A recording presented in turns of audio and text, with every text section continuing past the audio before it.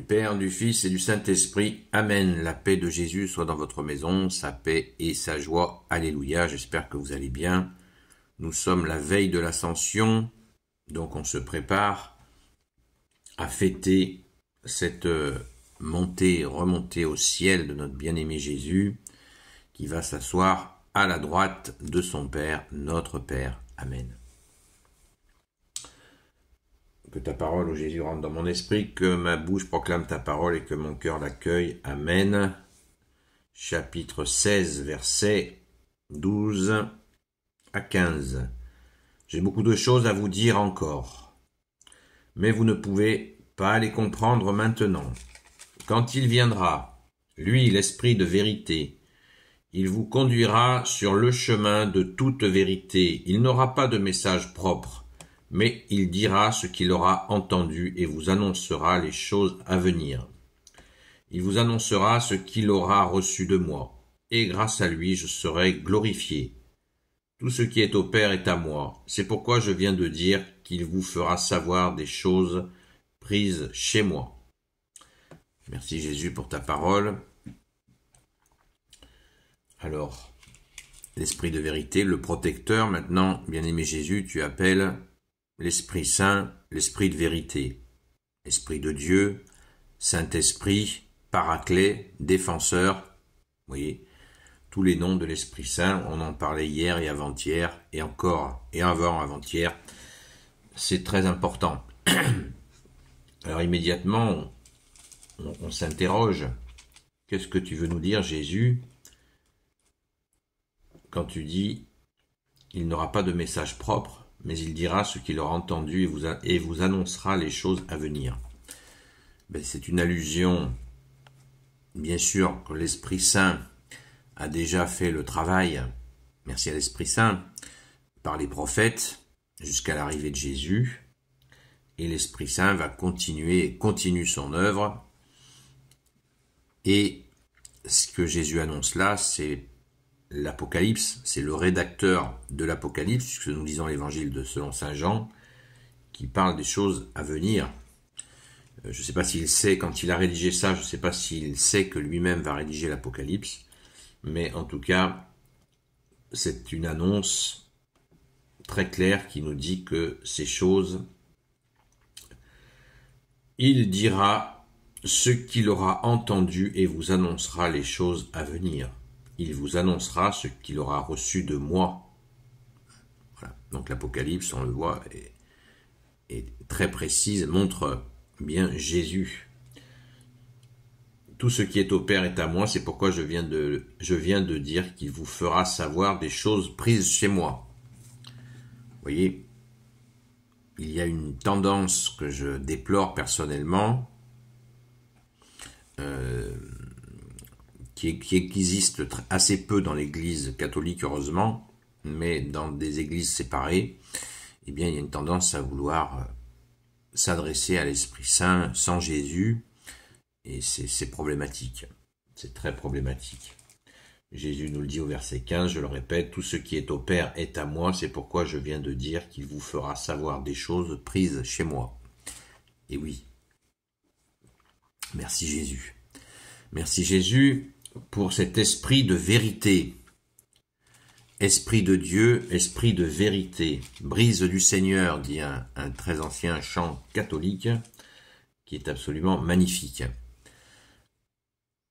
Ce paraclet, ce défenseur, cet esprit de vérité, ne nous leurrons pas, ça reste un mystère. Son action est mystérieuse.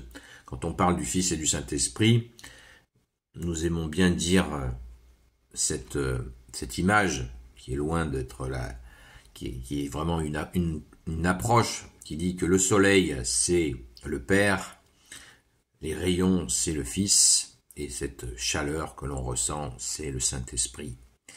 Voilà, c'est une image qui est certainement bien en deçà de la réalité, mais comme la réalité est mystère, eh bien une image comme ça nous fait du bien, nous explique et nous permet un petit peu d'identifier cette unicité et cette particularité des trois personnes de la Sainte Trinité, le Père, le Fils et le Saint-Esprit. Amen. Bien. Donc, on revient au verset 12. Très peu de versets aujourd'hui dans la parole du jour. Et ça, c'est très important parce que nous sommes la veille de l'Ascension. Et c'est une bonne préparation à accueillir cette fête dans nos cœurs. J'ai beaucoup de choses à vous dire encore, mais vous ne pouvez pas les comprendre maintenant. Toujours énigmatique, notre bien-aimé Jésus, et c'est normal, vu la densité unique dans tout l'univers de ton enseignement, ô Jésus, eh bien, c'est normal que tu parles ainsi aux apôtres. Alors nous essayons d'attraper le maximum de formation, d'information, et il nous faut toujours rester modeste face à cela, parce que tout ce discours-là que fait Jésus s'adresse aux apôtres. Nous ne sommes pas les 12. Et oui, parce que les 12 ont été préparés pendant 3 ans par Jésus lui-même, en vivant avec lui, H24, 7 jours sur 7.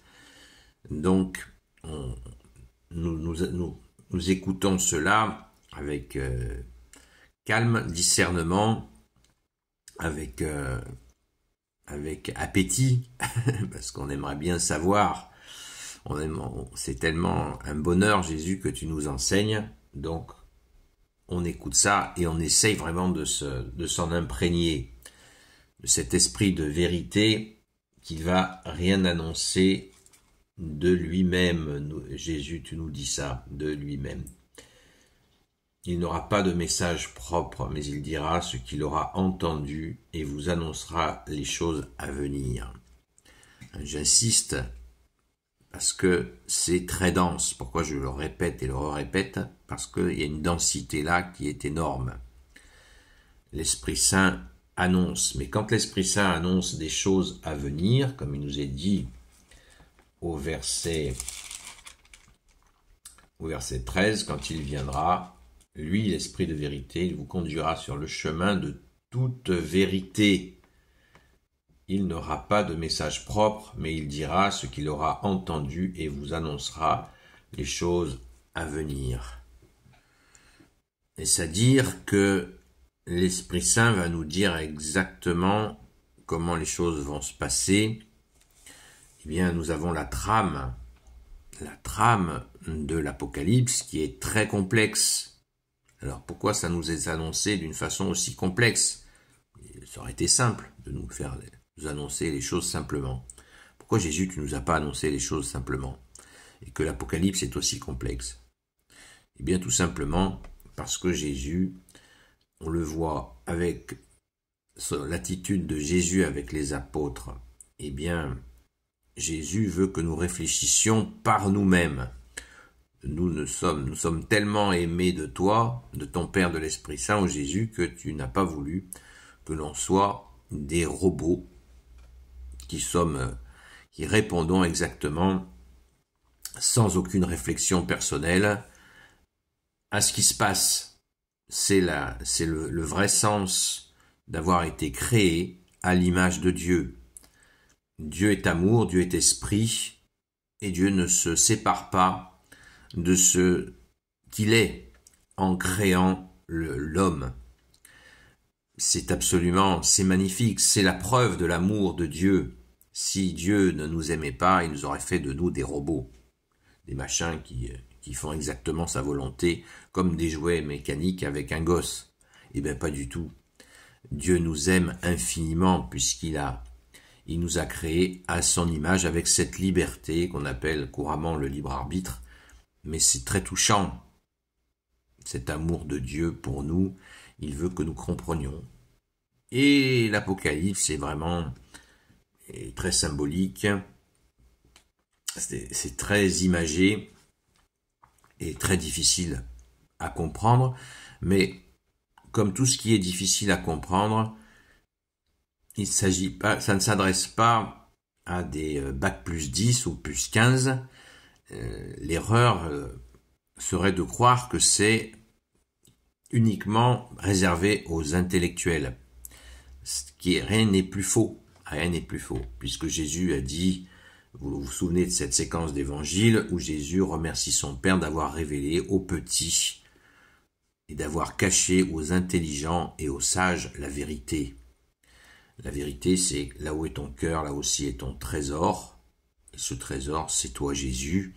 Et ça n'est pas réservé. Cet accès au cœur, on le sait bien, n'est pas du tout une spécialité des intellectuels. Bien sûr qu'il y a des intellectuels qui arrivent à descendre dans leur cœur, mais beaucoup ont des difficultés, alors que des esprits plus simples y ont accès beaucoup plus naturellement et spontanément. Donc vous voyez, nous avons bien besoin justement, laissons-nous guider par l'Esprit de vérité, l'Esprit Saint dans cette compréhension, sans nous faire la misère, en ayant confiance en toi Jésus, et n'hésitons pas à demander à Jésus, oui, de nous donner la bonne compréhension. Oh, merci Jésus, toi qui es notre seul enseignant. Amen. Gloire soit au Père et au Fils et au Saint-Esprit, maintenant et toujours et pour l'éternité. Amen. Ô Jésus, toi qui peux tout et qui portes tout, toi le Sauveur, toi l'Emmanuel, je te confie toutes celles et ceux qui regarderont cette vidéo, ainsi que leurs proches, selon ta seule volonté, ô Jésus. Sainte Marie, Reine des cieux, toi l'Immaculée Conception, toi qui écrases le serpent, toi qui as la lune sous tes pas, toi notre Mère, Notre-Dame. Grand Saint Joseph, toi le juste et le saint, toi le sage, toi la terreur des démons, toi le saint gardien de la Sainte Église catholique apostolique, Sainte Marie-Madeleine, notre chère Sainte Patronne, et vous tous les saints et saintes, amis de Jésus, Saint Michel Archange qui est comme Dieu, Saint Gabriel Archange, Saint Raphaël Archange, et vous tous les anges qui servez Jésus. Je vous confie toutes celles et ceux qui regarderont cette vidéo, ainsi que leurs proches, selon ta seule volonté, ô Jésus. Rendez-vous ce soir à 20h sur la chaîne TikTok Seul Jésus Sauve. Je ferai bien ce direct sur d'autres réseaux sociaux, notamment sur YouTube, mais le nombre d'abonnés n'est pas encore atteint, donc il nous faut absolument avancer, et nous avons la grâce sur TikTok d'avoir ce temps de prière, d'écoute de ta parole, ô Jésus. Nous avons ce bonheur, cette grande joie de pouvoir prier et être entendu par toi, Jésus. Merci, bien-aimé Jésus. C'est aussi un temps d'échange, mais pas un temps d'échange interspiritualité. C'est vraiment un temps catholique où nous avons ce temps pour nous former et aussi pour avoir des informations, plein d'informations sur notre foi qui est... Voilà, l'Église est immense, vous le savez.